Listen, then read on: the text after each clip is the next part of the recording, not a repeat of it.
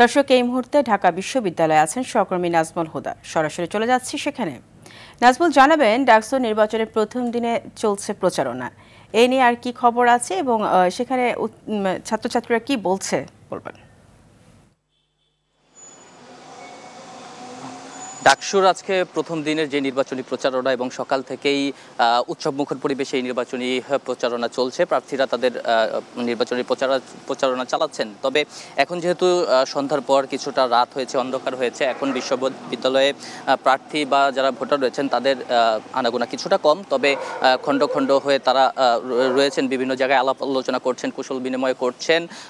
কিছুক্ষণ আগে আমি এই মুহূর্তে রয়েছি সিনেট ভবনের সামনে এবং কিছুক্ষণ আগে এখানে ঢাকা বিশ্ববিদ্যালয়ের ভিসি তিনি কথা বলেছেন। তিনি বলেছেন যে সবাইকে যাতে কোনো রকম দ্বন্দ্ব বিবাদে না জড়িয়ে তারা যাতে এই ভোটের নির্বাচনী যে কার্যক্রম সেতে অংশগ্রহণ করে, কারণ দ্বন্দ্ব বিবাদ হলে সেখানে তৃতীয় পক্ষ সুযোগ নিতে পারে, এই আশঙ্কার কথা তিনি জানান। এছাড়া তিনি জানিয়েছেন যে এখন বিশ্ববিদ্যালয় প্রশাসন নির্বাচন কমিশনের অধীনে, কাজেই নির্বাচন কমিশন যে সিদ্ধান্ত দিবে সেই সব সিদ্ধান্ত অনুযায়ী বিশ্ববিদ্যালয় প্রশাসন কাজ করবে। তার আগে বিকেলবেলা একটি সংবাদ সম্মেলন করেছে শিবির সমর্থিত যারা রয়েছেন।